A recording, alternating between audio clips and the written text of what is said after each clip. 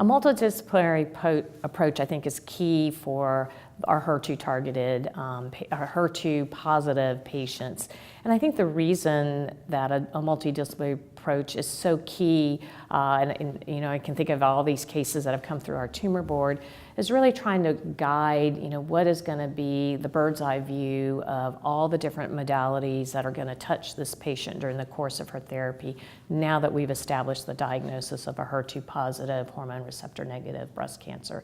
So when I meet with these patients, I'm already able to talk about the potential downstaging with the treatment with neoadjuvant treatment up front, so that patient may have an ability to forego a mastectomy and be downstage to undergo breast conserving surgery.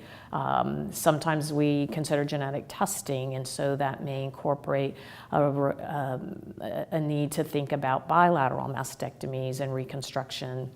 And so trying to get all those players in up front so that they are able to see the patient during the course of her therapy becomes quite important. And for the patient to be able to have time to process all these different parameters. I think it's also important for this patient to know that there's a high likelihood or consideration of radiation therapy to follow her surgery, and you know, to start knowing what that looks like for her planning about her life pre-surgery, post-surgery, and how all these key integral pieces are affected by this diagnosis and are all part of her team. I think the hardest part is when a patient becomes only focused on neoadjuvant therapy, and then we move into the surgical realm and then start discussing what the surgical possibilities can be quite overwhelming for a patient to process all of that. So I think laying out all the players up front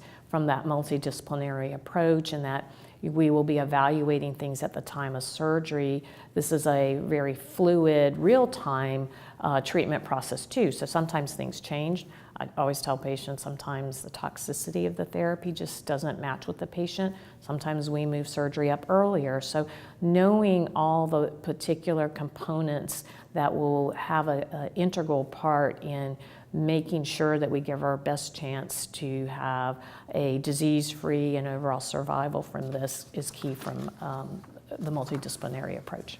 The surgeons, I think, are very upfront with identifying a HER2 positive patients, and I think for the most part, they immediately either pick up the phone in my practice community and run the patient by me. Sometimes they, you know, I'd say more often than not, they send the patient, whether they've communicated with me or not, to discuss the potential of neoadjuvant therapy with a patient that's HER2 positive.